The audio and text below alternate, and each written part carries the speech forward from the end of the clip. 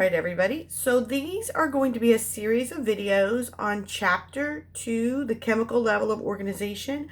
I've already split the PowerPoint into 2 PowerPoints online, but I'm probably going to still have to split the videos for each PowerPoint because the first PowerPoint's 55 slides. So I don't like to let my PowerPoint videos go about any longer than about 20 minutes. So it might take me a few videos even just to get through the first half of Chapter 2. So just bear with me, okay?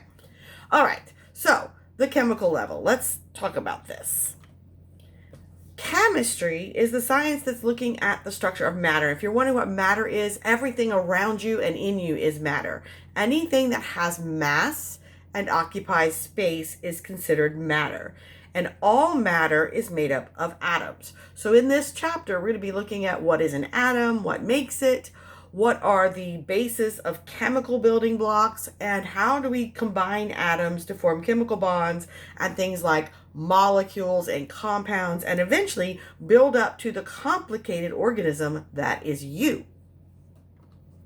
So again, matter, anything that takes up space and has mass. Now, sometimes people get confused by this word mass. Mass is kind of related to weight. So mass is how much of something is there. Weight is how much of that something is there times the force of gravity pulling on it, which is what we measure, okay? So just think about mass as being like how much stuff is there. All matter, anything that has mass and occupies space, is going to be made up of the smallest unit called an atom. Now, an atom is the smallest piece of matter that we can still identify what kind of atom it is, meaning which element it came from. So here's an example.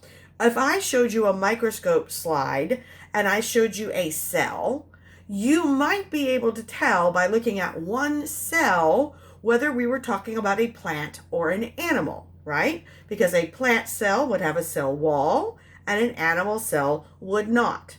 So if I just showed you one cell and I could ask you, what kind of cell is this? You could at least distinguish whether it was plant or animal. What if I just gave you the nucleus of the cell and I didn't give you anything else? Well, then it's a smaller piece of the cell, but I couldn't tell anything by looking at it of where it came from. So an atom is made up of smaller particles that if we take them out of the atom, we can no longer identify what kind of atom they came from. And those are going to be our subatomic particles. But the atom itself is the smallest piece that I can still identify which element it came from. Okay? Now, atoms are going to interact with each other, and they're going to form molecules and compounds through chemical bonds, and they're going to have different characteristics. And it's those chemical characteristics that will determine the physiology that's happening way, way, way down at the molecular and cellular levels.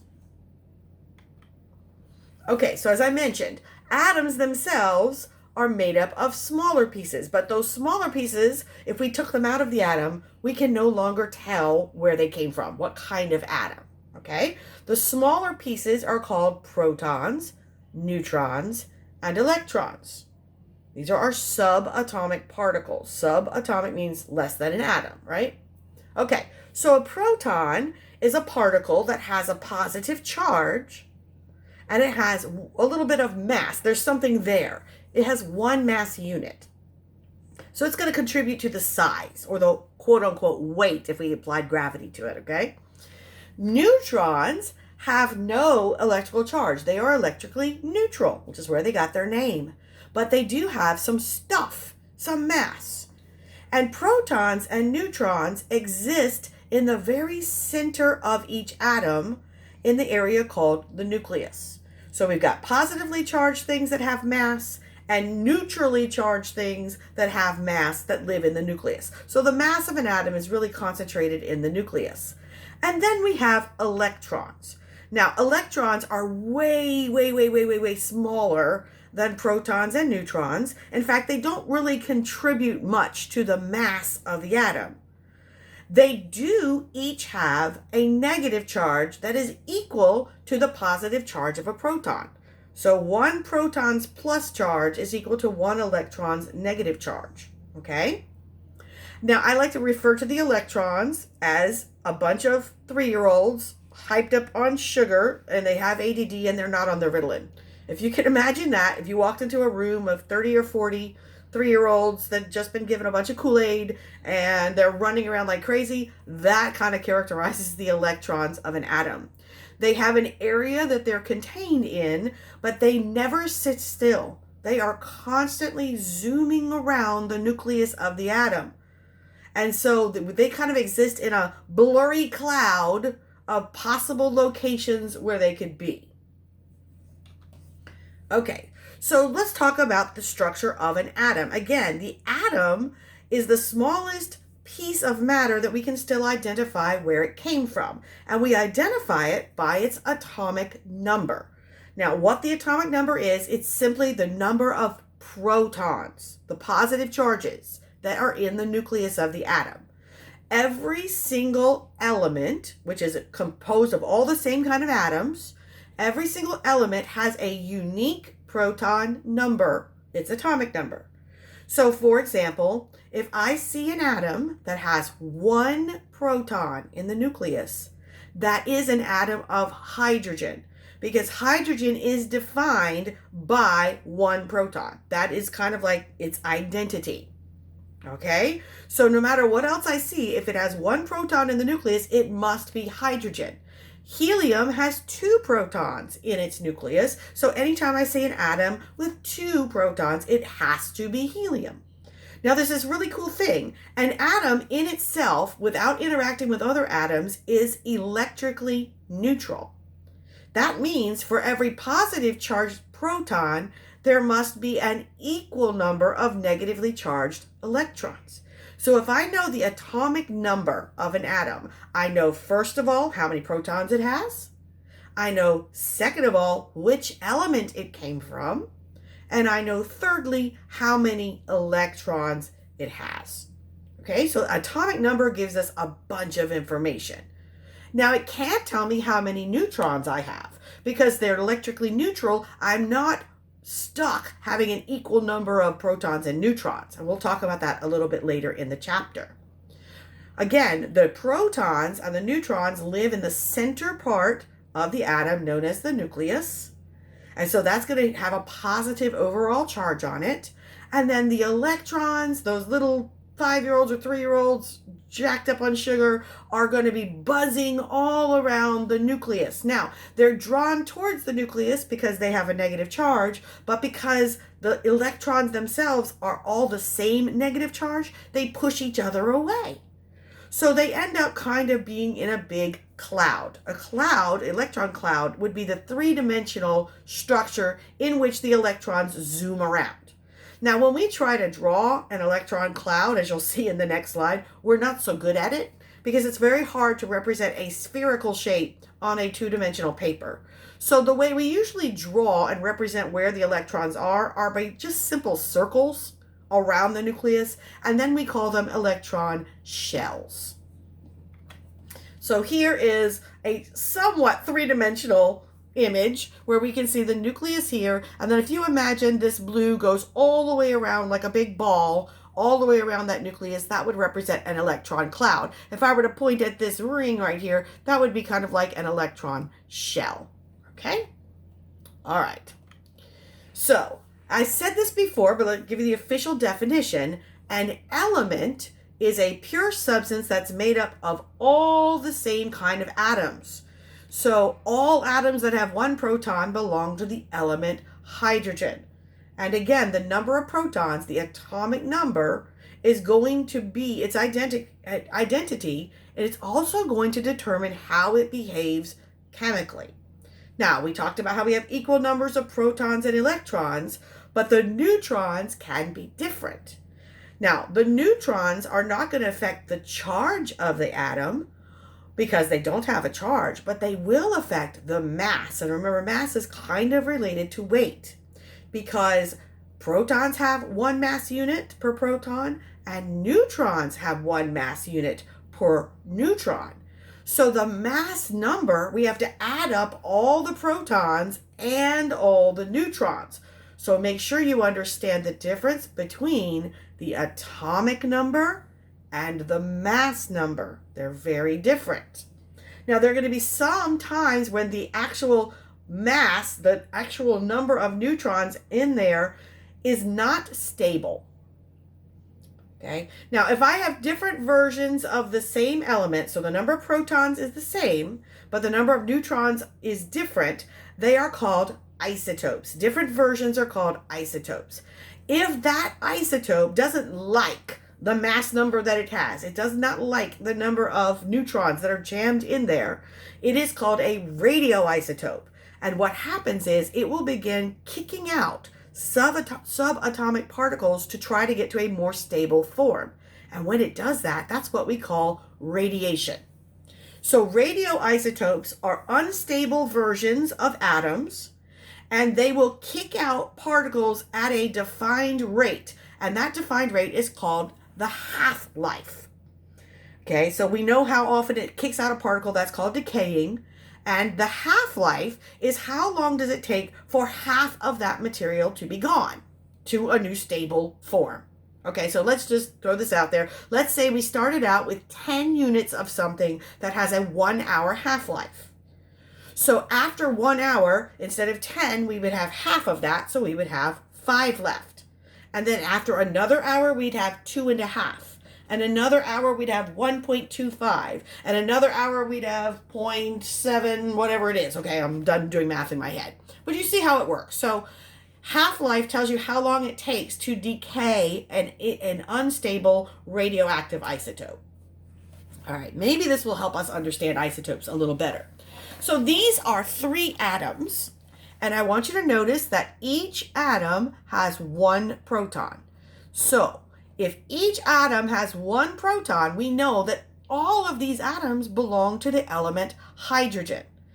Now, they don't have the same number of neutrons. They do each have 1 electron. Okay? So 1 electron, 1 proton, 1 electron, 1 proton, 1 neutron, 1 electron, 1 proton, 2 neutrons. Now, these are all isotopes of hydrogen.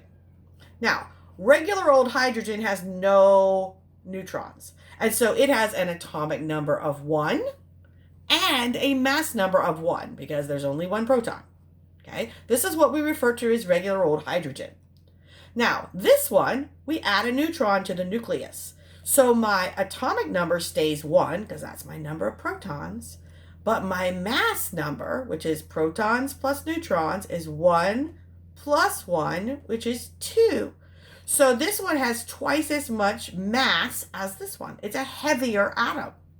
Now, because it is an isotope of hydrogen, we can write it hydrogen-2, but another way to do it is give it a separate name. So we call it deuterium, because you may know that this prefix, D-E-U-T-E-R, means 2. Okay? All right. How about if I stick 2 neutrons in the nucleus? If I stick 2 neutrons in the nucleus, I have an atomic number of 1, because I still only have 1 proton, and I have a mass number of 1 proton plus 2 neutrons, so 1 plus 2 is 3. So this is hydrogen-3, which is also given the name tritium. You see the word, the prefix tri, meaning 3.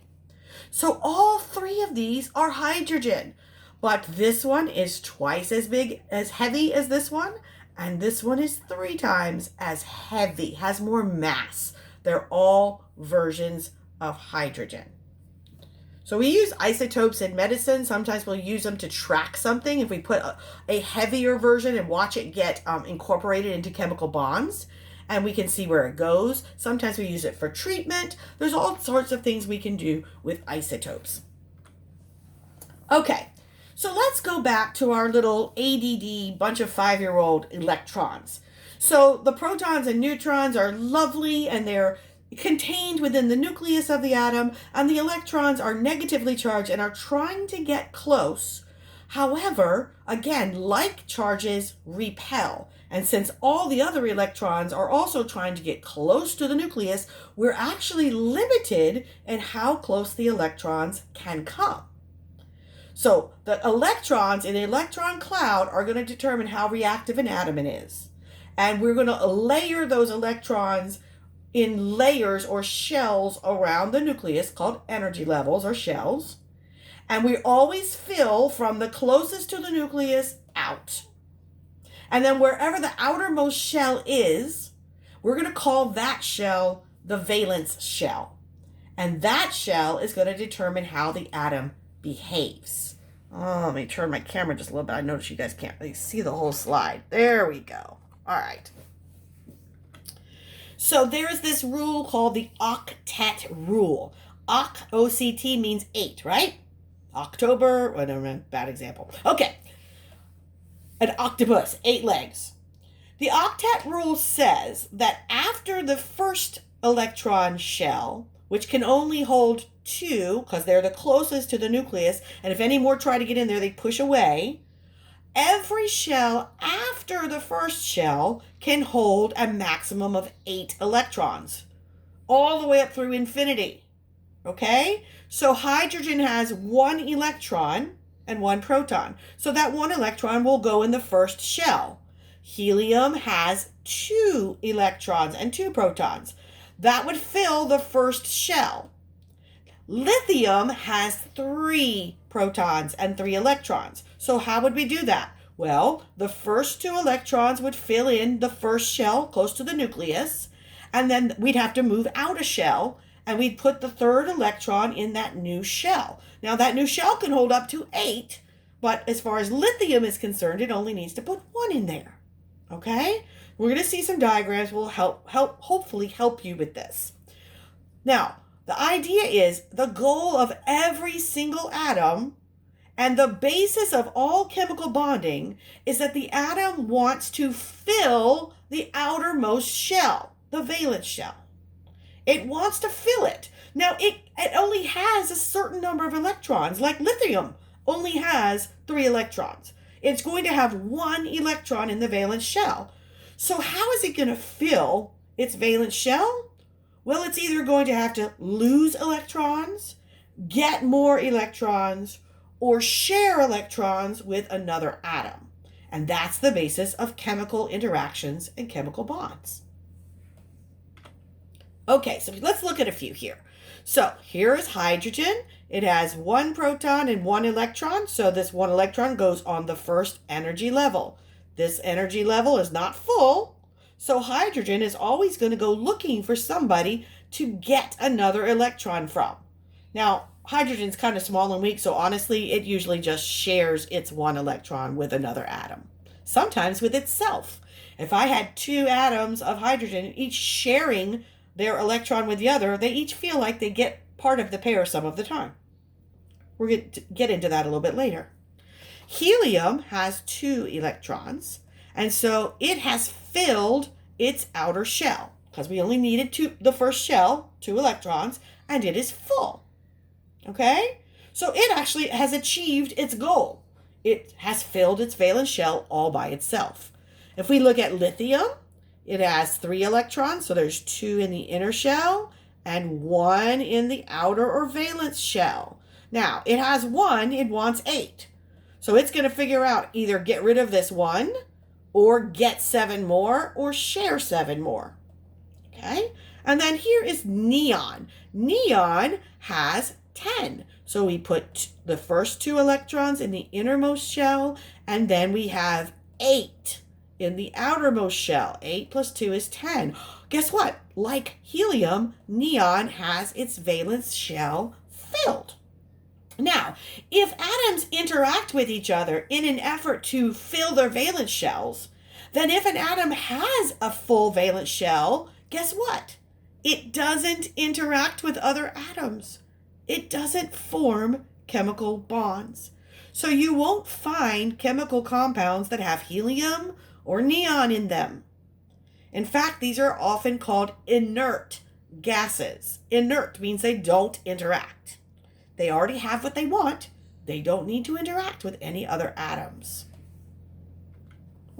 So this you may have seen before. This is the periodic table of the elements, and it lists the elements in order starting at the top left side, and as you go across and down, you're getting more and more protons in the nucleus. So here's hydrogen. Hydrogen is always in the upper left corner. Okay? Now, I'm going to teach you a trick that I was not taught about the periodic table. Some of the columns, the ones that have A after them, 1A, 2A, 3A, 4A, 5A, 6A, 7A, and 8A, that A and that number that's a Roman numeral tells you how many electrons are in the valence shell. You don't have to draw it.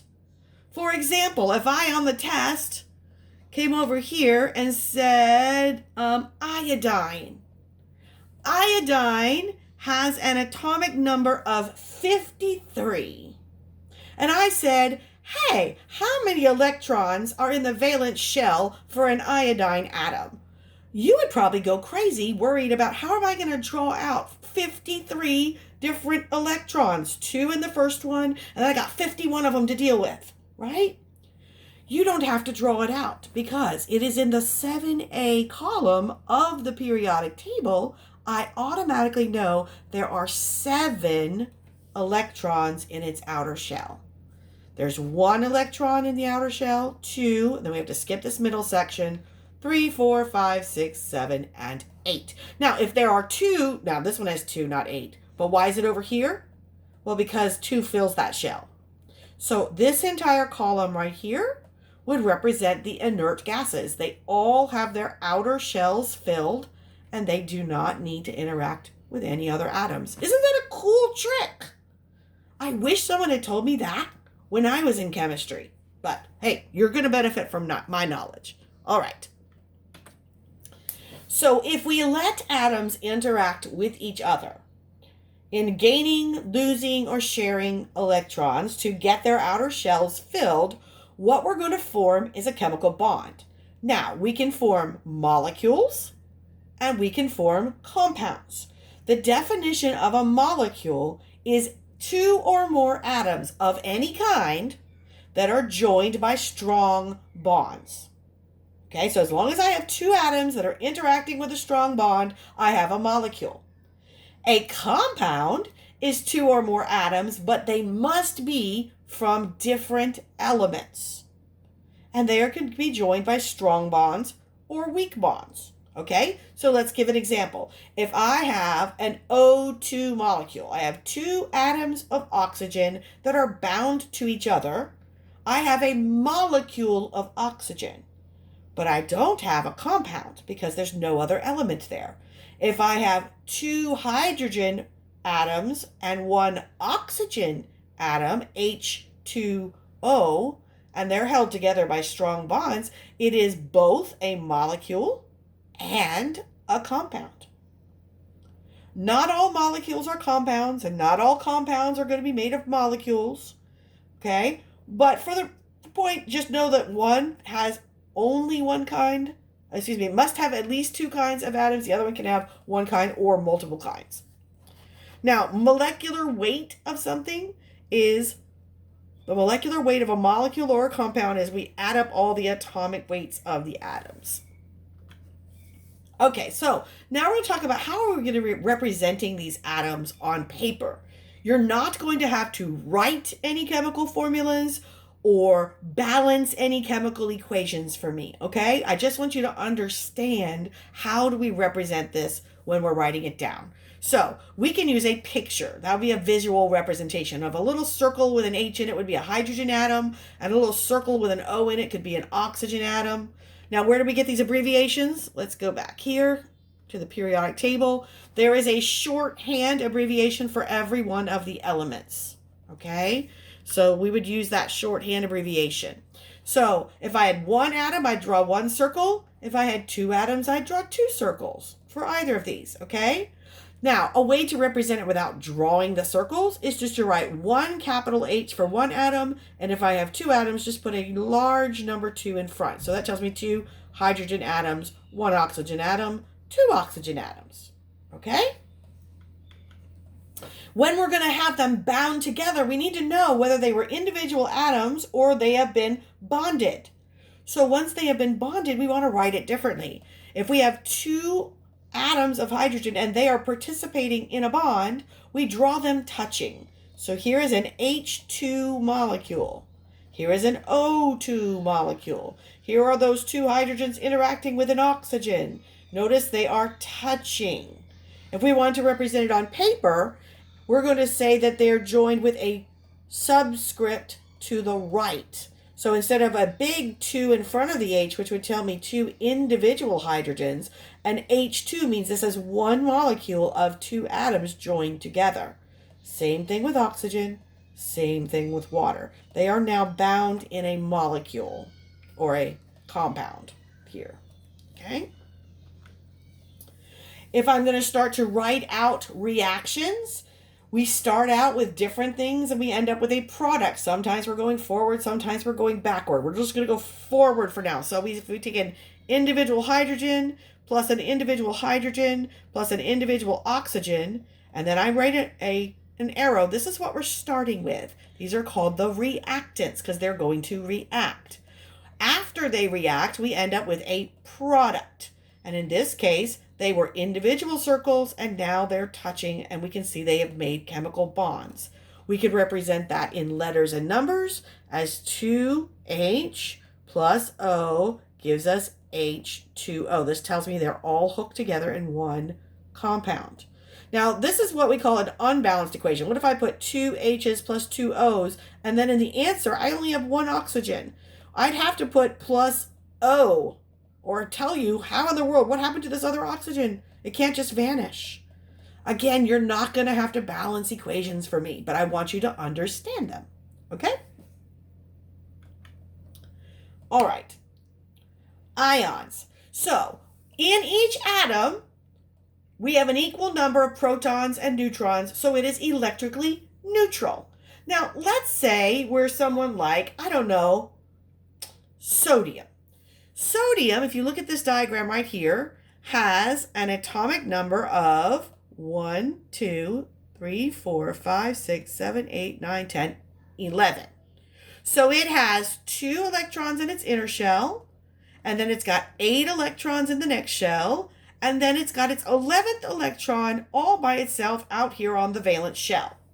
Now, if it wants to have its valence shell full, it would either have to get 7 more electrons, or it could kick off its little 1 electron, and this outer shell disappears, and then the next shell down is full. Does that make sense? So you throw away 1 electron. Now, there's a problem with that.